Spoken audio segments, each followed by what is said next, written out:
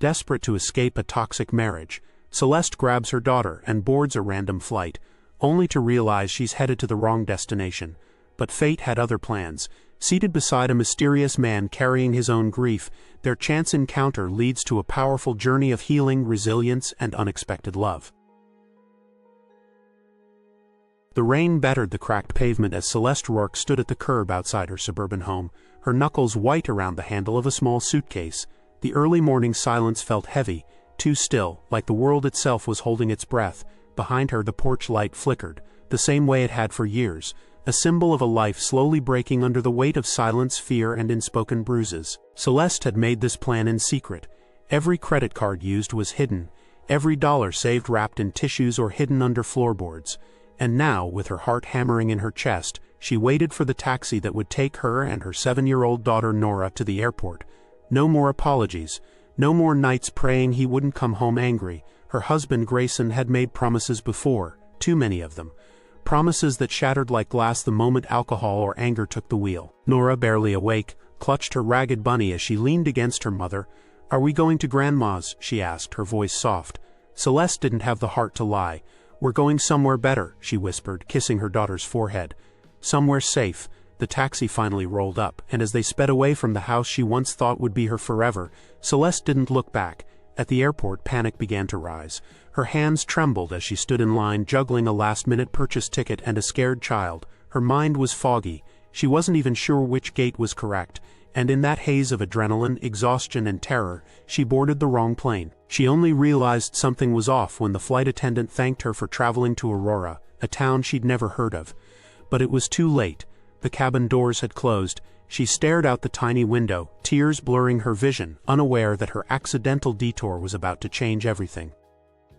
The cabin lights dimmed as the plane reached cruising altitude. Celeste sat stiffly in seat 14B, her hands clenched tightly on her lap while Nora dozed off against her shoulder. The low hum of the engines and soft crackle of in-flight announcements did little to calm the storm inside her. This was not the destination she'd planned, but maybe, just maybe, that didn't matter anymore. Safety was not a place, it was a beginning. Beside her, in seat 14A, sat a man who had barely spoken a word since boarding. He was tall, with a broad frame that somehow managed to make the cramped seat look smaller. His dark blonde hair was cut short, and fine lines framed his stormy blue eyes, eyes that seemed to look past the present and into some distant painful memory. He wore a charcoal button-down shirt, sleeves rolled up to his elbows, and expensive leather shoes that didn't quite match the rugged weariness on his face. Celeste glanced at him briefly. She had learned to read people, especially men, like pages in a well-worn book, and this man wasn't dangerous, at least not in the way Grayson was. He seemed lost, tired, heavy with something invisible. He noticed her glance and offered a faint, polite smile, the kind shared between strangers trapped in proximity but bound by silence. "First time to Aurora?" he asked, his voice low and gentle, as if trying not to disturb her sleeping child. Celeste hesitated. "Actually, yes, sort of by accident." He nodded thoughtfully. "Accidents sometimes take us exactly where we're meant to go." There was something strange about his tone, sad maybe, or simply honest. "I'm Jonah," he added after a pause. "Jonah Beckett." "Celeste," she replied, unsure why she even told him. "And this is Nora." He smiled slightly at Nora, who stirred and mumbled something about snacks before slipping back into sleep. For a moment the weight on Celeste's shoulders eased, just a little. Jonah leaned his head back against the seat. "I used to run a tech firm in Seattle," he said suddenly, as if confessing something. "Sold it last year after my sister died." Celeste's breath caught. "I'm sorry," she said, surprised at the genuine sorrow in her voice. "She was killed by her husband," he added quietly. "No one saw the signs, or maybe we did, we just didn't want to believe them." The silence between them became something different then. Shared, sacred. Celeste didn't tell him her whole story, not yet, but she found herself whispering, "We're starting over, just me and Nora." Jonah nodded, and for the rest of the flight neither said much. But when the plane began its descent and the lights flickered on, Jonah glanced at her with a soft but certain look. "If you need a place to land, I've got one." Celeste wasn't sure why, but she believed him. The small town of Aurora greeted them with a chilly breeze and mist curling across the tarmac. It wasn't what Celeste had imagined when she thought of starting over. Then again, she hadn't imagined much beyond escaping. Jonah waited as she collected her things, Nora blinking sleepily in the morning light. "I meant what I said," Jonah offered gently, walking beside her toward the baggage claim. "I have a place about 30 minutes from here. It's quiet, safe. "You don't owe me anything, but you and your daughter look like you could use some rest." Celeste hesitated. Trust didn't come easily anymore. But something about Jonah, the heaviness in his voice, the sincere way he spoke, made her feel less alone. And so, with her daughter gripping her hand tightly, she followed him to a weathered black SUV and began the journey into the unknown. Jonah's farm, called Quiet Acres, lived up to its name. Rolling hills stretched beyond a white wooden fence, and a rustic farmhouse stood tall amidst groves of willow trees. Horses grazed in the distance and chickens strutted across a small yard. The place radiated a calm she hadn't felt in years. "This was my sister's dream," Jonah said quietly as he led them inside.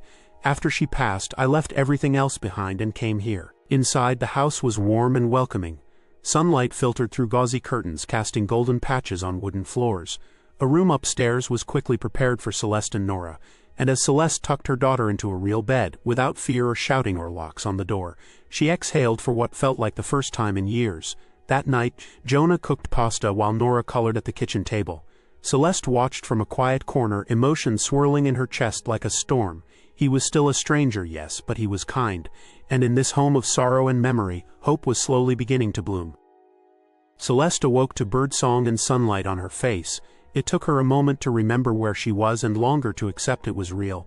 She found Nora giggling downstairs as Jonah taught her how to feed the chickens. It was so ordinary, and it nearly broke her. Over breakfast they spoke more openly.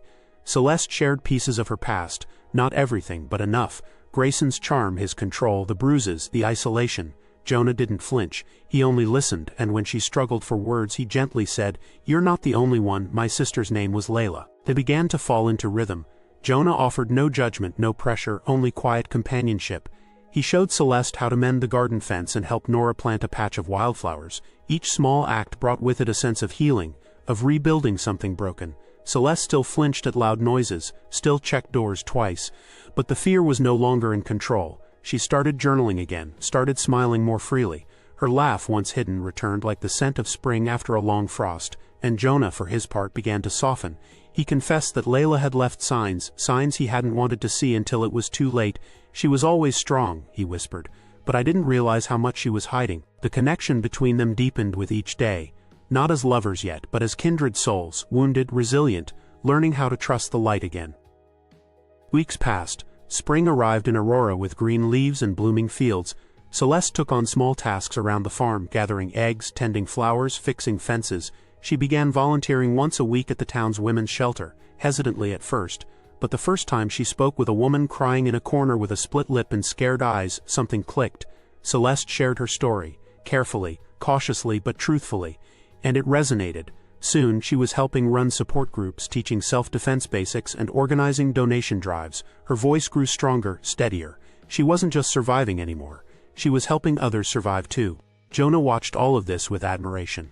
He worked on the land and in quiet moments helped Celeste plan small changes to the house. A new playroom for Nora, a writing nook for herself. They began spending evenings on the porch sipping tea, sharing stories of what-ifs and maybes.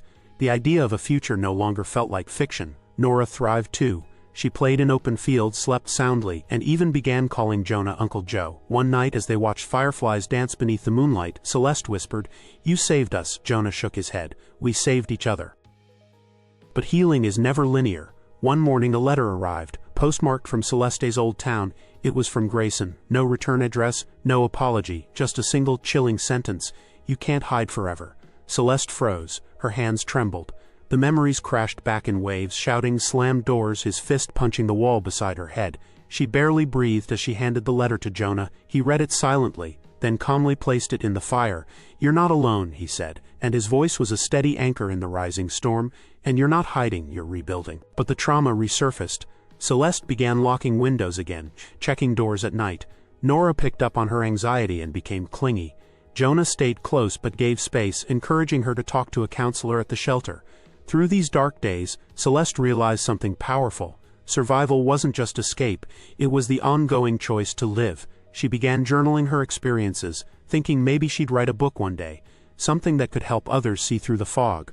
And slowly, the fear lost its grip again. With Jonah beside her, and the community she'd begun to build, Celeste reclaimed her story.